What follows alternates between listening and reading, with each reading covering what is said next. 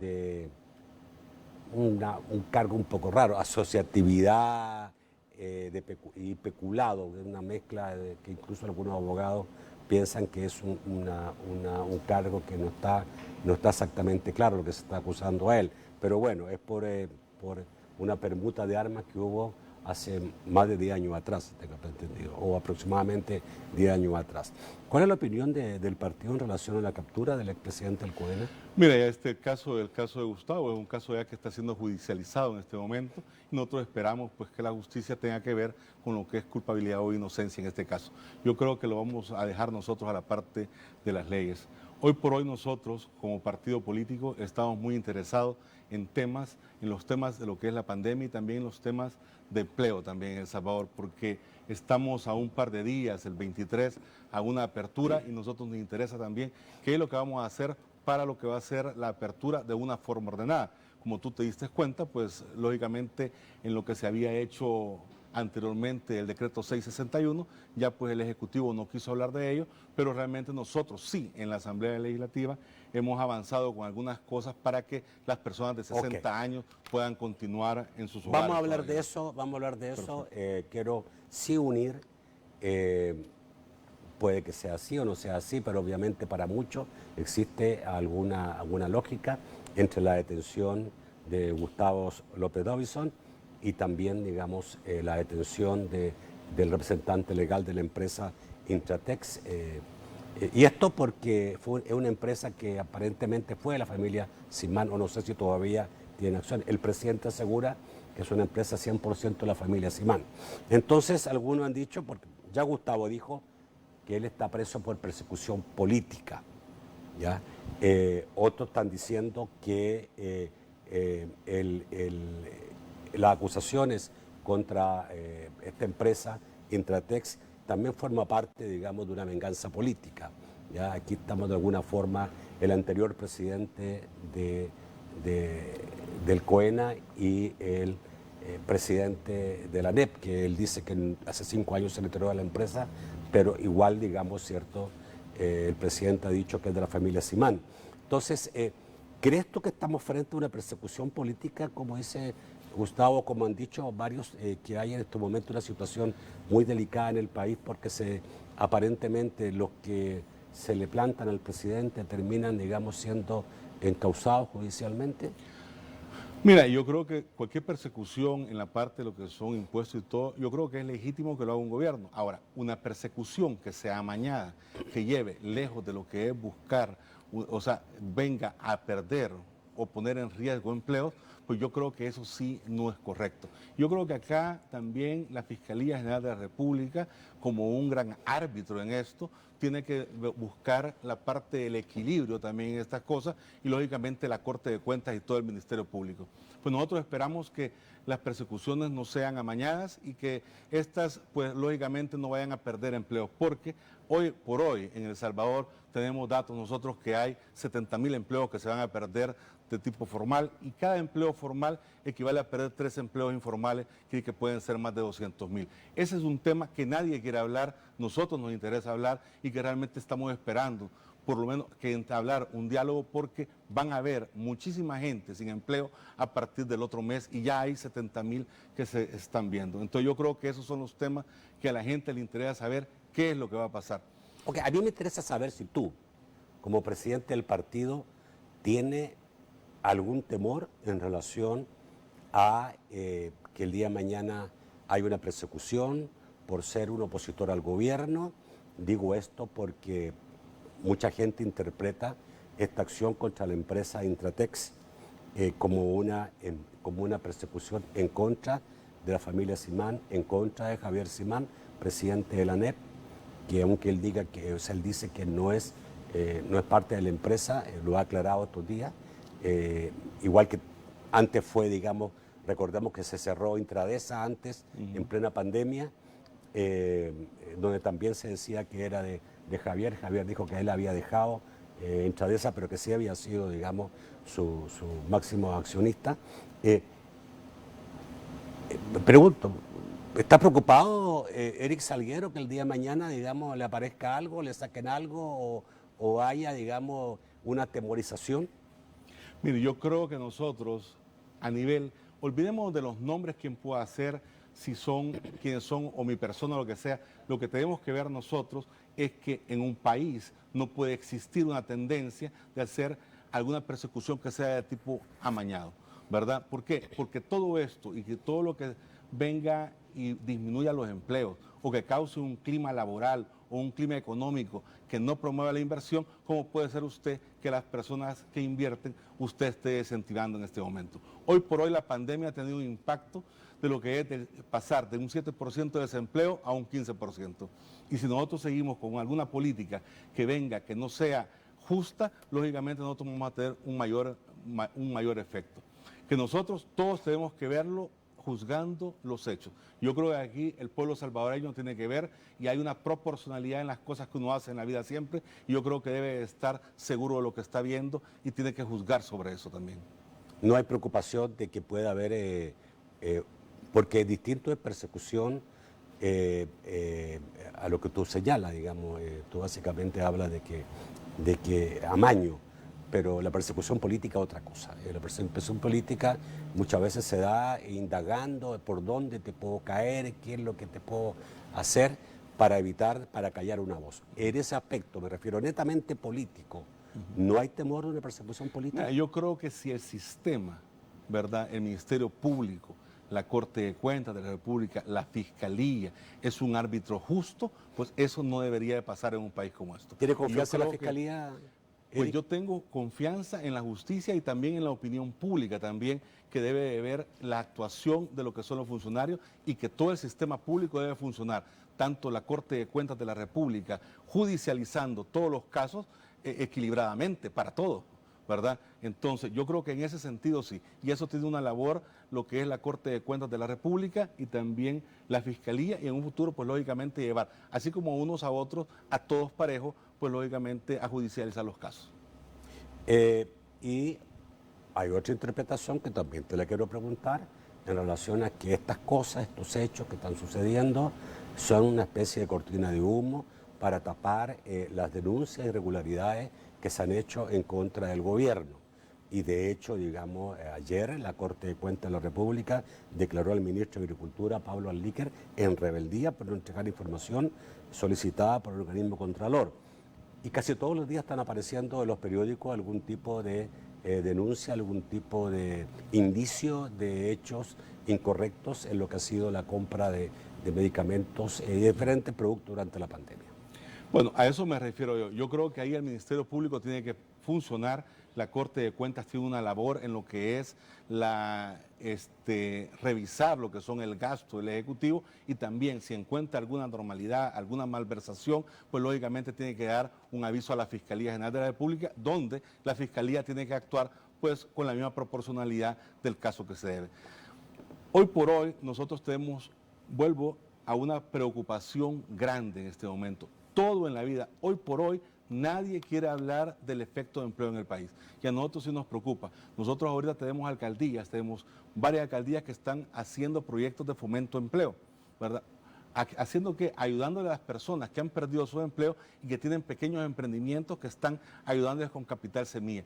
Esos son los temas que yo creo que la gente quiere saber porque hoy por hoy nadie está hablando de esto y el gobierno no está hablando y nosotros estamos interesados. Nosotros estamos preparando, ¿verdad?, para proponerle a la gente una política de fomento productivo, de desarrollo local que tenga que ver también para recuperar todos estos miles de empleos que se van a perder de aquí en adelante, pues, por el producto de la pandemia y por decisiones equivocadas en tema económico también.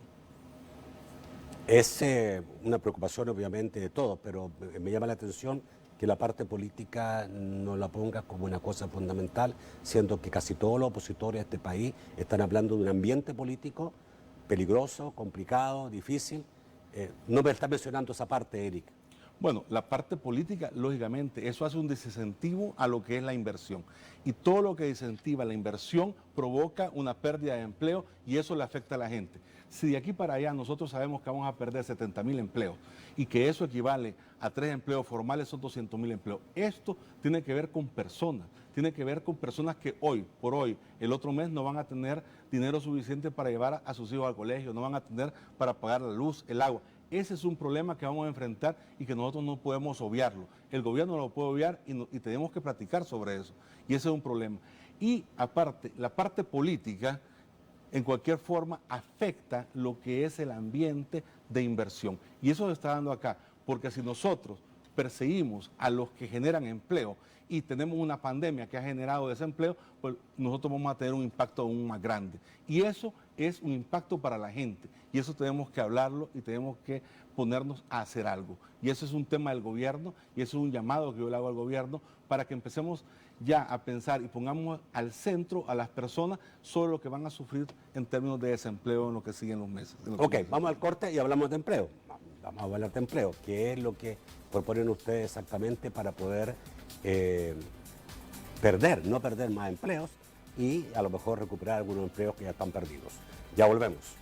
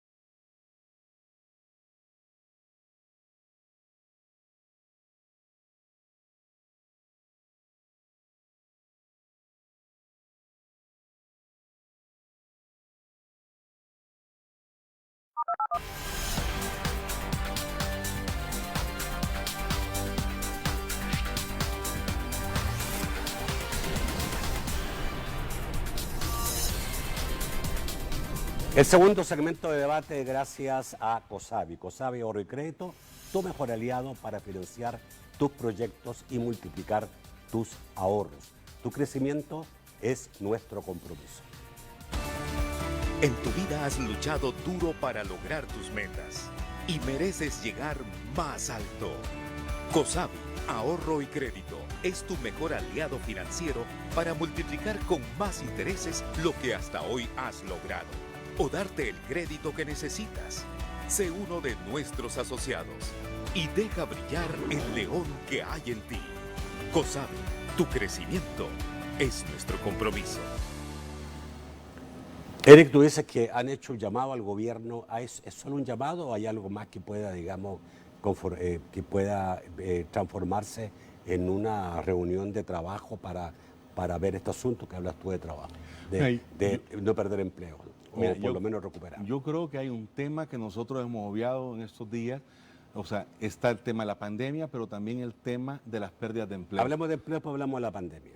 Nosotros hemos identificado, como te decía, y según estudios del ICEF y del FUSAID, que hay 70.000 empleos que se van a perder. Y de esos, cada empleo formal te provoca una pérdida de 3 empleos informales. Quiere decir que tú estás enfrente más o menos una pérdida de 300.000 empleos. Esto va a necesitar de políticas públicas que tengan que ver con el fomento del empleo. Y aquí nosotros como Arena vamos a lanzar un programa a nivel nacional en nuestras municipalidades y también proponer una política a la gente que se puede impulsar para poder llevar esos capitales semillas a esos pequeños emprendimientos. Si tú te das cuenta en este momento, hay muchas personas que se han quedado sin empleo y han hecho emprendimientos pequeños de comida, etcétera, y todo, que necesitan darles un poco de capital semilla para que ellos puedan estabilizar y poder ser su propia solución, porque el sistema económico no va a poder absorber nuevamente 300.000 empleos. Yo te voy a decir, generalmente, si uno ve los ingresos de empleo formal a nivel nacional, ingresan como 7.000 empleados, 8.000 empleados al año. Quiere decir que hemos perdido 70.000 empleos formales. Si perdemos 70.000 empleos formales, es lo de 10 años. Y estos son 300.000 personas que tienen hijos, que tienen familias, que tienen esposas, que realmente van a estar limitados en lo que son sus necesidades económicas, no van a poder pagar el agua, la luz, etcétera. Eso sin contar los emprendedores, sin contar por el informal. supuesto. Luego después uno viene el impacto a los emprendedores, a micro, pequeña y mediana empresa. Entonces, eso es un tema que debemos de atender inmediatamente. Yo creo que debe ser parte de un diálogo nacional, que eso es lo que nos dice un día después. ¿Qué pasó ahora? Bueno, lo vamos a enfrentar y eso vamos a... Porque la economía no es como apagar y encender la luz. O sea, tiene que haber un proceso y la reincorporación de toda esta gente a lo que es el mundo del trabajo no va a ser de un día para el otro. Realmente estamos enfrente, nosotros estamos esperando de crecer 9 puntos del PIB. Para las crisis de hace 10 años fueron 3 puntos y 40.000 empleos. Y hoy estamos triplicando todos esos datos. Yo creo que hay que poner atención porque vamos a enfrentar una necesidad y en nuestro país puede enfrentar inclusive hambre en algunos estratos, ¿verdad? Pero ¿cómo hace la oposición? Yo no voy a decir de quién es la culpa. Hay gente que puede creer que la culpa es de la oposición, otros dirán del gobierno, pero aquí no hay ningún entendimiento. Somos un país en este momento con cero entendimiento entre el aparato político, entre el sistema político del país. Por lo tanto, digamos, cuando tú dices, tenemos que hacer esto, tenemos que llegar a acuerdos, tenemos que buscar cómo se para, digamos, esta disminución de empleo, queda solamente el final, digamos, en buenas intenciones, ¿no? Yo te hago una pregunta a ti. ¿Quién es el que tiene la no disponibilidad de diálogo? Nosotros como políticos siempre hemos estado dispuestos a un diálogo permanente. Yo creo que eso hay que analizarlo en este momento. Ahora, hay un momento en que uno tiene que poner y depositar cualquier tipo de confrontación y decir, mira, vamos a tener un problema y eso lo vamos a tener 7 millones de salvadoreños y va a ser la pérdida de 300.000 empleos. Y yo creo que eso sí merece una atención de inmediato, tanto del Ejecutivo, del Legislativo, de la sociedad civil, de la empresa privada, que nos sentemos y digamos, ¿qué vamos a hacer? Porque ese es un problema que lo tenemos a las puertas. Estamos a días de tener esto y nos vamos a desayunar o a almorzar cuando ya tengamos el problema y tenemos que avanzar en esto. Todo esto que se está viendo ahora era predecible esto, ¿verdad? Nosotros hemos abandonado prácticamente, estuvimos 6 meses encerrados, pero no estuvimos en esos 6 meses pensando qué iba a pasar después de que se han cerrado una cantidad de empresas enorme. Si hoy usted va a los centros comerciales, ¿verdad?, por fuera, o los centros comerciales que son más externos, y uno ve una cantidad de rótulos que dicen se alquila o se vende, pero impresionante, y la gente cerrando sus negocios. Peluquerías, salas de belleza, gimnasios, han cerrado por cantidades, cientos de esos en todo el país. Eso ha provocado, tenemos que establecer un plan para poder reactivar la economía. Y ahí nosotros, nuestras alcaldías, estamos participando en lo que podemos en todas nuestras alcaldías. ¿Cómo? Dándoles capital semilla a algunos pequeños emprendimientos apoyando a lo que son las familias, llevándoles alimentos, etcétera. ¿Ese capital semilla de dónde sale? Sale lógicamente de las municipalidades, hay FODES, hay partidas para aumentar eso, y también recuerde que una de las partes de lo que fue lo original de los 2.000 millones era también algunos proyectos también que eran para activación económica. Nunca se pensó que esto iba a durar 6 meses. Si ustedes recordarán, nosotros pensábamos que iba a durar 15 días, pero realmente pues ya llevamos casi 7 meses en esto y tenemos que afrontar la realidad. Ya lo pasado está pasado, pero tenemos que ver qué es el futuro que nos espera, y el futuro pues lógicamente es luchar por el empleo y reactivar nuevamente la economía del país. Vamos al otro lado, el lado de la pandemia. Este domingo prácticamente termina, digamos, lo poco que había de decreto de emergencia, que podía sostenerse un poco algunas cosas de lo que se está haciendo en control de la pandemia. El día 24 no hay nada, legalmente no hay absolutamente nada, y la gente puede hacer lo que quiera.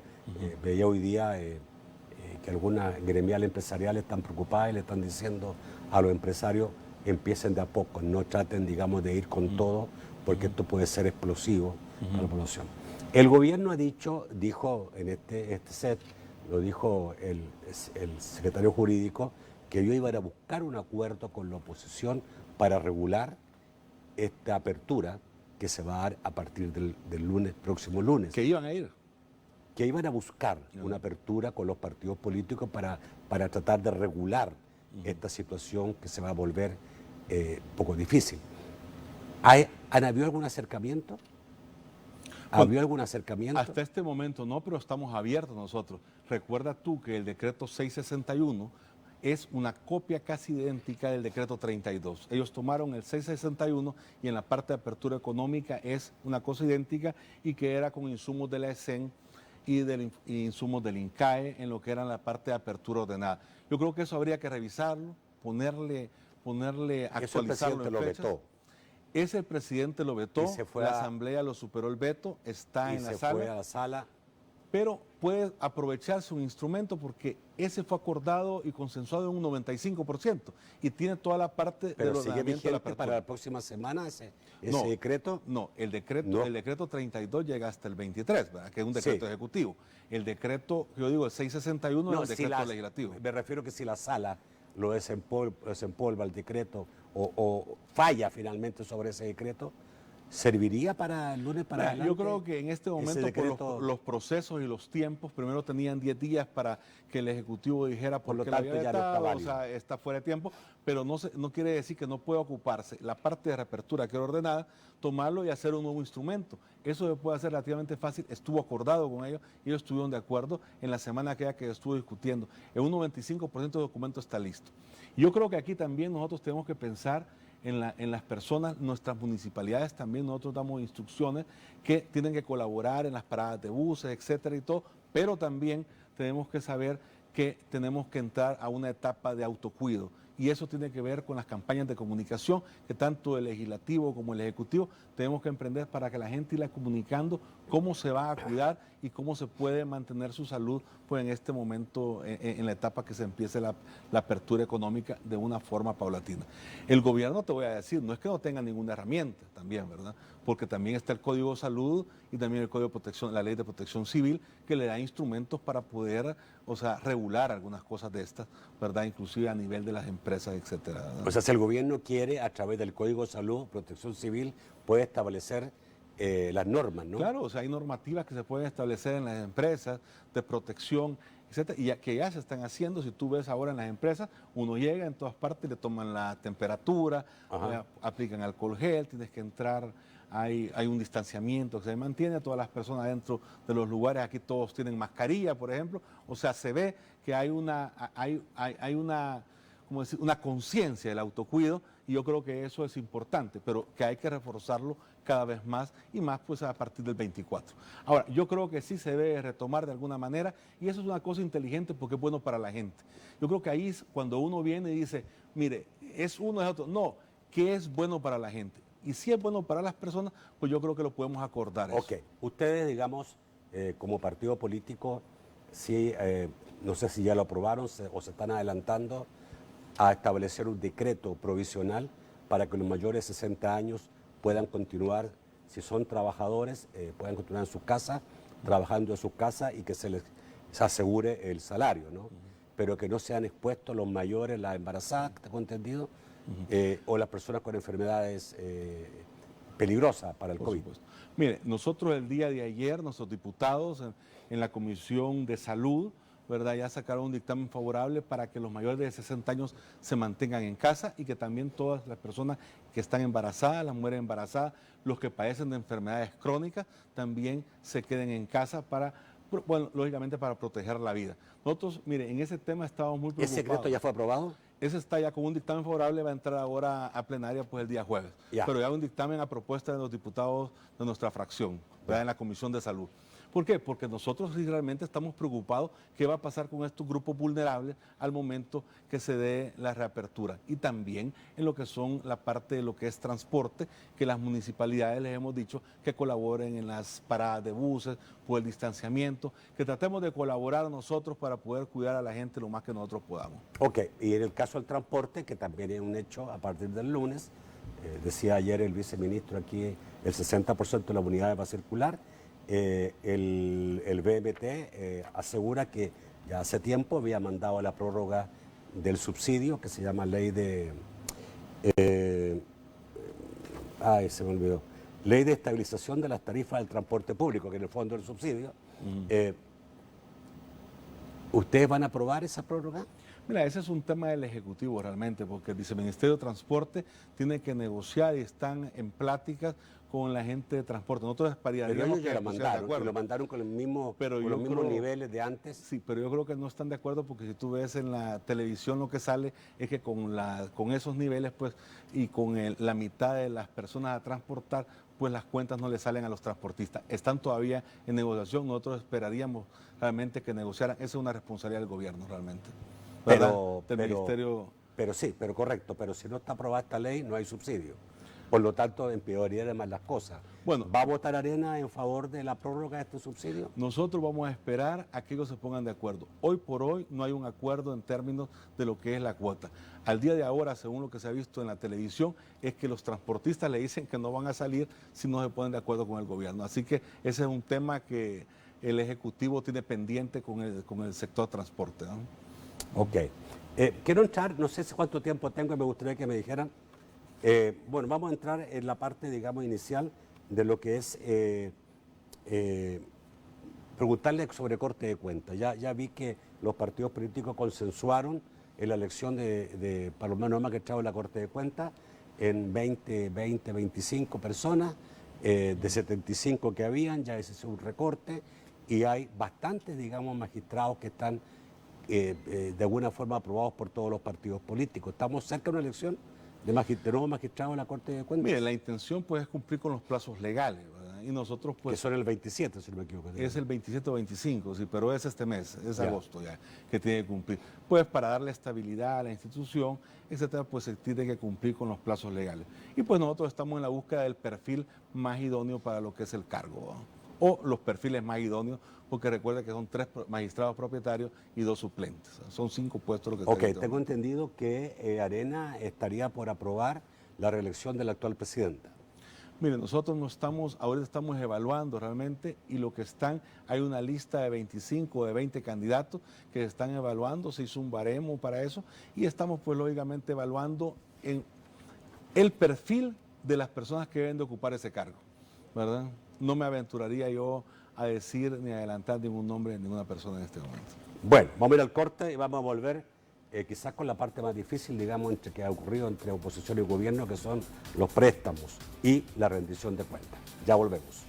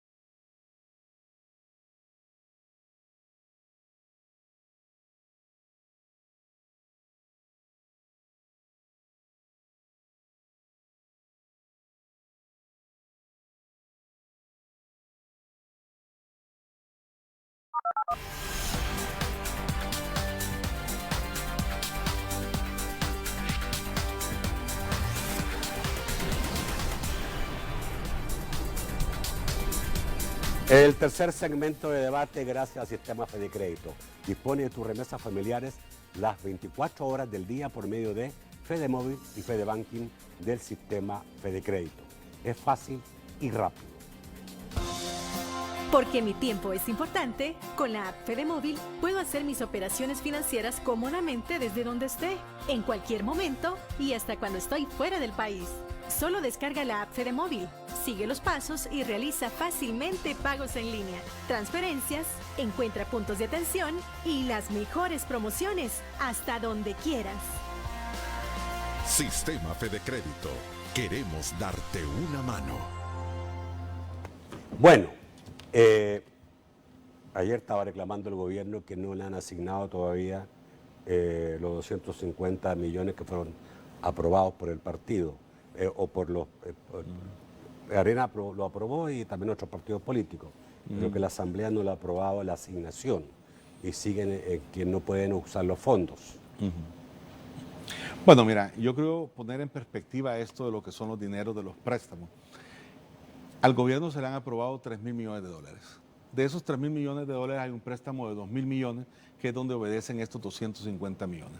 En el contrato original, que es el decreto 608, establece que esos dineros tienen que llevar 3 veces a lo que es la Asamblea Legislativa. Uno para su contratación, la otra vez para su ratificación y una tercera vez para la incorporación en el presupuesto. Donde ahí mismo en el decreto original se establece que tiene que haber un flujo detallado. ¿Qué es lo que ha pasado acá? Aquí han habido 2 preguntas que se llamaron a los ministros de Agricultura y de Salud. Y lo que uno que le preguntaron era sobre cómo habían manejado los fondos en lo que es salud y en lo que es agricultura. Y la verdad que te voy a decir una cosa, y no es que los diputados le estén preguntando, sino que hay muchas personas y la gente está preguntando, mire, ¿para qué ocupó usted en agricultura esos 23 millones que eran para empleos, lo ocupó para otra cosa? Pero ¿para qué los ocupó? Y eso pues no ha dado información y la gente nos pregunta a nosotros y nosotros tenemos que preguntarle lógicamente a ellos. Y en el Ministerio de Salud se le está preguntando el detalle, porque la gente quiere saber en qué va a gastar en lo que es el Hospital El Salvador. Yo te voy a decir, hoy por hoy, creo que muchas de las cosas que están en este crédito de 250 millones son cosas que el gobierno le tiene que responder a las personas. A los lecheros, por ejemplo, que están hay 50.000 lecheros artesanales en este país que no saben y no comprenden por qué se está trayendo leche del extranjero. También hay más de 400.000 personas que producen granos básicos, que están viendo que se está importando granos básicos y ellos quieren saber por qué. Porque en este momento que ellos están vendiendo sus cosechas, están ingresando granos básicos y los precios se han deprimido. Y es cuando ellos la venden para poder sembrar. Entonces yo creo que hay preguntas que deben de responder ellos y eso es lo que les está pidiendo los diputados, que le respondan a la gente, que le respondan a los lecheros y que le respondan también a los productores de granos básicos en este momento. Inclusive a la gente que produce, bueno, aves de corral también, pues están importando también aves deshidratadas también, ¿verdad? Entonces... Ok, ¿qué va a pasar con eso? Si el gobierno se niega ustedes dicen a rendir la cuenta necesaria, porque si aparentemente hay un problema, porque ya la Corte de Cuentas decretó en rebeldía al ministro de Agricultura, que no ha dado cuenta de algunos gastos, sobre todo en la compra, en una compra básicamente de granos o de alimentos a México. Mira, yo creo que en esos casos uno tiene que ser categórico en eso. En el caso de agricultura, tiene que rendir cuentas. Y eso es, pero eso si es, no rinde cuentas, usted si no rinde puede, cuentas, ese dinero de agricultura no se va a asignar. No se puede asignar si no rinden cuentas. Y eso está, y eso va ahorita, la Corte de Cuentas lo ha mandado para la Fiscalía. Ahora, en estos decretos pueden haber asignaciones parciales también, ¿verdad? Mientras tanto. Ahora, el ministro ha dicho repetido número de veces que él tiene todos los datos, ¿verdad? Y que en ningún momento ha querido, bueno, pues que lo demuestre, que lo lleve a la Asamblea Legislativa y eso se arregla, pues. Inmediatamente pues va a tener los votos de nuestra fracción. Ok, aquí hay 2 posiciones. Por un lado, se le culpa a los partidos de oposición en la Asamblea Legislativa de que no le aprueban dinero al gobierno. Por otro lado, hay otra gente que dice que los partidos de oposición sobre todo algunos areneros dicen que el partido está aprobando sin tener, digamos, una posición más controladora, más rígida, digamos, en el control, que está aprobando muy livianamente. Bueno, mira, si tú te pones a ver, nosotros, desde el comienzo de estos créditos, la tercera incorporación al presupuesto fue algo que se introdujo a solicitud de la bancada Nuestra Arena, que llegaran por tercera vez a incorporarlo al presupuesto de forma detallada. Por otro lado, si ustedes ven los decretos de los nuevos préstamos, se han incorporado todas las cláusulas de transparencia y anticorrupción que solicita el BID, y eso ha sido a solicitud de nuestra bancada también. Y nosotros ahora hemos estado pidiendo cuentas, no para nosotros, porque la gente cree que son los diputados, no, el pueblo salvadoreño tiene que saber también en qué se está invirtiendo. Y yo creo que eso sí hay que respetarlo, porque así como te digo, los lecheros, los productores de granos básicos están interesados de decir, bueno, ¿y qué han hecho ese dinero? De acuerdo.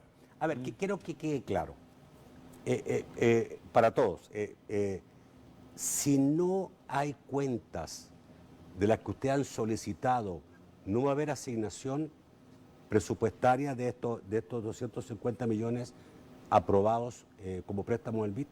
Mira, tú tenés ahí, hay un problema acá es de información, y está lo del Ministerio de Agricultura, que son 40 millones, y está algo sobre salud, que son los 30 millones del Ministerio de Salud, que ahí lo que se le pide es, mire, díganos por favor cuántos médicos va a sacar, cuántos va a contratar de enfermera, etcétera. Eso se cumple. Ahora, con lo del Ministerio de Agricultura hay otros detalles. Esa información, y yo creo que lo demás pues no tiene problema. Lo de los veteranos de guerra no tiene ningún problema. Es más, nosotros originalmente habíamos pedido que se incluyeran los 24 millones de los veteranos de guerra, que son gente que lo necesita.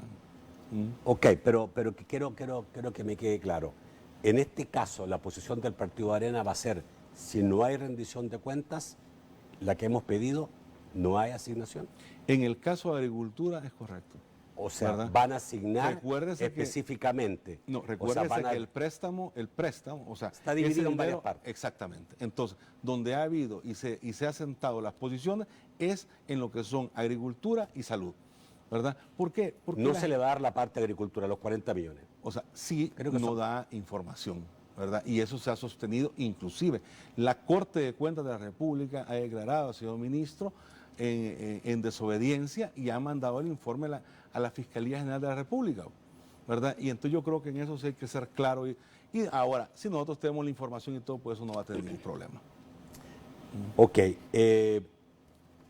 Ya está por fallar, me han dicho, la comisión especial que está investigando los hechos del 9 de febrero, que podría terminar en un fallo de la comisión o de que va a ir al plenario de la Asamblea, pero la Asamblea podría terminar con una represión. No sé si exactamente se me fue el nombre en este momento. O pedir la inhabilitación del ministro de Defensa, ¿ya? Que no ha llegado, no sé si lo han invitado a la comisión o no, no sé si ha sido citado, pero tengo entendido que estamos cerca de eso, se está cerca ya de que se termine el trabajo de la comisión. Sí, mira, yo creo que ahí está, ese es un tema pendiente que está el 9F, va en una parte de los procesos normales de la Asamblea, porque la Asamblea, así como legisla, también tiene el tema de control político. Y hoy por hoy, pues, le toca, pues, ver ese tema de lo que es el 9F. Y aquí hay que verlo en la dimensión que es, no se está adversando a la Fuerza Armada, ni a la persona inclusive, sino que son los hechos y que lógicamente que todas las personas lo vieron el 9F. Yo creo que ese es el tema, y ese es un tema para la gente también, y que uno tiene que preguntarse, para hacer un símil en esto, qué sentirían las personas que un día están sentadas en su casa con su familia y de repente entran un montón de gente armada, ¿no? Entonces eso sería, o sea, invadiendo su privacidad, ¿verdad? Entonces hay cosas que hay que analizarlo. La Fuerza Armada en los últimos 30 años se profesionalizó mucho, y la verdad que el 9F ha sido un evento muy duro para la democracia y muy duro para nuestro país, y sobre todo muy duro para recordar aquellos momentos, y que todos los que aquí tenemos un poco más de 50 años nos recordamos nosotros, pues, de la época de la guerra también. O sea, yo creo que son cosas que ya no queremos nosotros recordar, ¿verdad? Ok, pero esto podría terminar en la pedido de renuncia del ministro de Defensa. No sé cuál es el sistema en Tiene esto. un impasse con el Ejecutivo. Lo que sí hay, pues lógicamente hay unas preguntas que tiene que resolver el ministro y tiene que haber una recomendación hacia la presidencia de la República. Desconozco específicamente en ese tema. Ahora, que la Constitución dice que la Fuerza Armada es obediente a los 3 órganos del Estado dentro de sus competencias, pues es una realidad, ¿verdad? Y yo creo que ahí sí tienen que haber algunas preguntas que puedan, sobre todo, responder a nuestra gente, porque la Fuerza Armada de nuestro país es una de las instituciones más antiguas que existen. A ver, hay dos interpretaciones aquí. Uno que dice que la Fuerza Armada tiene que ser fiel al presidente de la República y otro que dice que tiene que ser fiel a la Constitución. Mira, cuando le dicen fiel a la Constitución es porque en la Constitución lo que dice que la Fuerza Armada acompaña dentro de sus competencias a los 3 poderes del Estado, o sea, tanto al judicial como al legislativo como al ejecutivo, ¿verdad? Y entonces está en la Constitución. Y entonces fiel a la Constitución porque es no deliberante y tiene que mantenerse, pues lógicamente neutral en la salvaguarda de lo que es el pueblo salvadoreño. Eric, ¿renunció un candidato a diputado del partido Arena para Huachapán? Una suplente, entiendo yo, ¿verdad? ¿Es una suplente? Sí, hay una suplente. No es propietario. Sí, no, es un suplente, es un suplente. Pero, o sea, es un diputado suplente, ¿eh? Pero Ya. eso entra en los procesos de la CEN y eso se tiene que dirimir ahí en la CEN los procesos de cambio, porque en todos estos procesos hay eventos. Por ejemplo, el señor alcalde que iba para el Puerto de Triunfo falleció, entonces entra un proceso que hay una nueva elección y todo, y eso se dirime pues de aquí a la... ¿Por qué renunció antielección. esta candidata? Mira, yo creo que nosotros en estos casos, así como uno ingresa a política, así uno puede renunciar a política y pues uno es libre de decidir pues si quiere seguir o no seguir en una contienda electoral, ¿verdad? Ok, de todas maneras, el reemplazo dependería del COENA, No, ahí hay partes... perdón, eso está- del centro No, eso electoral. está en el Código Electoral y está la Comisión Electoral Nacional y tienen que verlo a ¿Se nivel abriría un nuevo nacional. proceso de votación? Posiblemente si hay una cosa, se tiene que hacer una elección local, ¿verdad? Para ese cargo, así como va a ser posiblemente en el Triunfo también, porque se murió el alcalde. Y hay otras personas, por ejemplo, de aquí al 16 de noviembre, que nosotros inscribimos los candidatos, hay personas que deciden irse del país y van de concejales, ¿verdad? O hay personas que dicen, mire, una enfermedad, que puede decir uno, mire, yo no voy a correr de diputado. Siempre hay la posibilidad de cambio. Siempre hay posibilidad, lo contemplan las leyes y es algo que pues la institución del partido pues lo absorbe Pues, eso. Gracias. Vamos al corte, volvemos rápidamente con sus comentarios y con sus preguntas.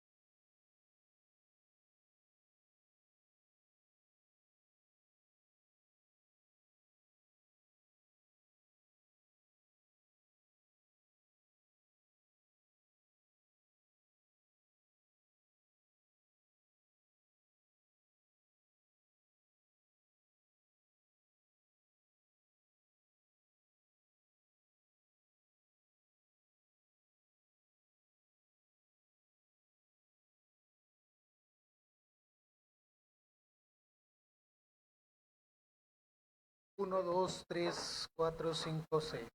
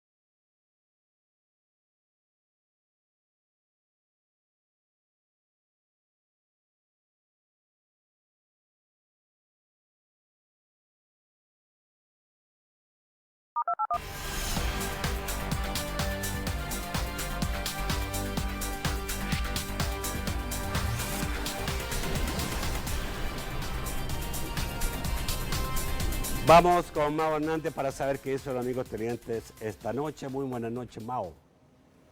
Muy buenas noches también para nuestro invitado, para don Eric. Y comenzamos con las preguntas. El primero es Rafael Gallegos, que hace el siguiente planteamiento. Como fracción legislativa, Arena pide transparencia al uso de recursos de la emergencia. Esta rendición de cuentas incluirá a las alcaldías, ya que administran el 30% de dichos fondos. Julio Aguilar dice: el pasado 2 de agosto Arena dio sus votos para la aprobación de 250 millones al gobierno. Dicha aprobación se obvió la famosa rendición de cuentas que tanto habían exigido días atrás. ¿A qué se debió el cambio de opinión? ¿No fue consistente la postura de Arena? Henry Umaña dice: buenas noches, don Nacho. Todos los exmandatarios que están siendo juzgados o tienen un proceso en la Fiscalía General de la República dicen que todo es una persecución política, aún así teniendo muchas pruebas. Tenemos el caso del expresidente Funes. Dani nos dice: quisiera saber su opinión sobre los diputados que se han declarado independientes y han renunciado no oficialmente a Arena. Emilio Monterrey dice: cuando el partido Arena reconozca y pida perdón al pueblo por corrupción y errores cometidos en el partido, ese día empezarán a recuperar la confianza del pueblo. ¿Qué opina su invitado sobre ese día? ¿Lo veremos o seguirá cayendo en picada? Saludos. Roberto Gutiérrez dice: buenas noches, Nacho.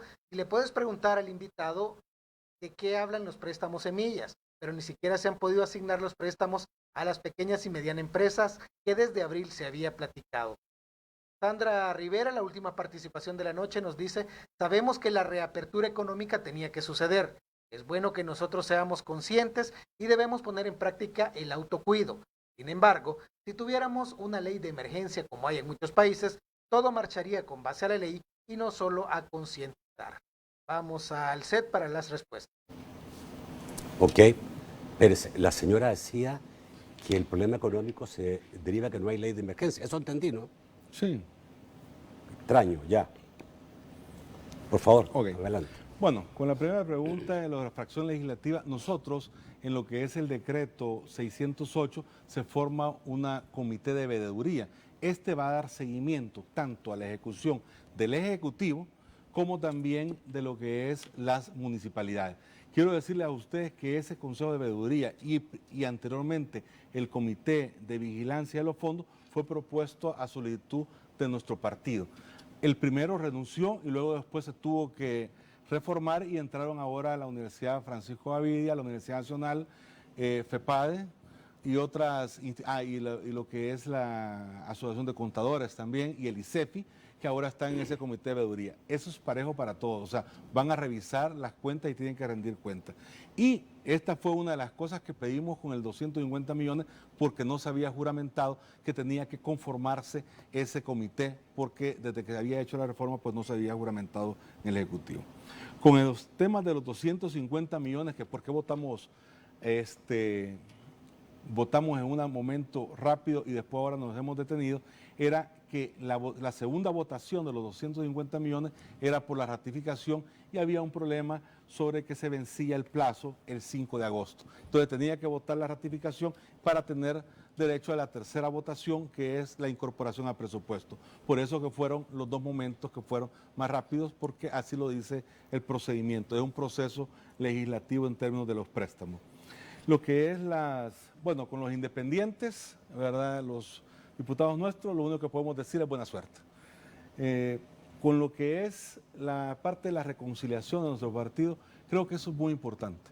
Nosotros como Arena reconocemos que hemos cometido errores, pero también al pueblo salvadoreño y a los que nos han visto, siempre nosotros hemos sabido defender las posiciones que están en pro de la libertad y en pro de la gente. Y lo hemos demostrado en los últimos 40 años. Y sobre estos 40 años que nosotros tenemos de existencia, hemos tenido múltiples dificultades, pero siempre hemos salido adelante como vamos a salir adelante ahora. Por el otro lado, con el préstamo de las pequeñas empresas, hay un tema en este momento sobre lo que son los 1.000 millones, ese es el fideicomiso. Es un tema que está ya, que había quedado un poco enterrado por el tema de las vacaciones, pero lo vamos a retomar inmediatamente porque sabemos nosotros y estamos conscientes que la otra semana hay una apertura y pues que tenemos que tener eso para apoyar a la micro, pequeña y mediana empresa y a los emprendedores. Ese es el del fideicomiso. Y por el otro lado, con la señora que decía de la ley de emergencia, yo comparto su opinión. Es más, hoy por hoy podríamos tener no una ley de emergencia, sino que una ley o un decreto que regule la apertura económica para que nosotros podamos hacerlo de una forma gradual y ordenada, cuidando siempre la vida de la gente. Ya, pero de todas maneras la ley de emergencia no garantiza, digamos, definitivamente. una situación económica diferente. O sea, es Yo otra creo que cosa. refería Pero más que todo a quiero la parte aclarar de- algunos puntos, digamos, que me parece importante. Creo que, y esto, digamos, quizás la gente, no todos tenemos que entenderlo porque no estamos en la asamblea, pero hay 3 pasos, ¿no? Por lo tanto, cuando alguien dice, ¿por qué aprobaron sin pedir cuenta? Ojo, falta el tercer paso. El tercer paso es el que quizás, digamos, el más definitivo en relación a las cuentas, ¿no? Correcto. Y en este caso ustedes han dicho, de los 250 millones vamos a aprobar algunas asignaciones, no todas. Los que no han rendido cuenta no va a haber asignación para ellos. Correcto. Que es el caso de agricultura, básicamente. Correcto. Ok. En la otra, en las alcaldías, que obviamente la alcaldía tiene que rendir cuenta igual a la Corte de Cuentas como cualquier otro. Como cualquier Pero otro. siempre ha habido con las alcaldías alguna sospecha, digamos, de que no se hacen bien las auditorías a las alcaldías. Mira, yo creo que las alcaldías son quizás los más auditados de este país. ¿Sí? Ahora que van con el fondo de los 2.000 millones que se les ha entregado, hay un instructivo para las municipalidades donde están todos los gastos elegibles. Ninguno de los alcaldes puede ocupar dinero que no esté en esa guía de formato de gasto elegible. Y lógicamente después van las rendiciones de cuentas por cada periodo y ellos tienen que estar dando información. Y ahora que va a entrar este Consejo de Veeduría, ellos van a poder pedir y auditar a las municipalidades porque van a manejar un 30% de esos fondos. Y ahí nosotros estamos de acuerdo y contentos pues que se rindan cuentas todos. Así como rinde el Ejecutivo, pues las alcaldías también tenemos que rendir, cuentas, ¿verdad? Ok. Eric, ¿no había ninguna reunión con el Ejecutivo el último tiempo? No, tenemos... Creo que usted cuando empezó sí tuvo un par de reuniones con el gobierno. Sí, tuve 1 o 2 reuniones con el gobierno. ¿Eso fue en febrero? Fue en febrero, marzo quizás. Ya, cuando de ahí empezamos. para adelante no ha habido ninguna reunión con el No hemos gobierno. tenido reuniones con Ninguna. el Ejecutivo, salvo lógicamente las que son en la Asamblea, que son con los ministros, con los Pero diputados. con el presidente, Con el presidente no. una invitación del Con el presidente, presidente no ha no. habido ninguna. O sea, ¿hay un puente roto a su juicio? No, yo lo que creo que hay un momento que tenemos que recapacitar y que el Ejecutivo debe decir, bueno, tiene la responsabilidad del país y yo creo que es el que tiene la potestad de tirar todos los puentes hacia lo que son los partidos de oposición. Yo creo que en ese sentido sí tiene que ser más flexible en lo que es el diálogo. Gracias, Eric, muy amable por estar esta noche, amigo televidente. Yo los espero mañana, a miércoles, a las 8 de la noche. Mañana tenemos al staff completo que está permanentemente los miércoles en este programa. Me refiero a Carlos Araujo, a Marvin Aguilar Umaña y también a Roberto Rivera Ocampo. Mañana analizando los temas más importantes de la semana. Que pasen muy buenas noches.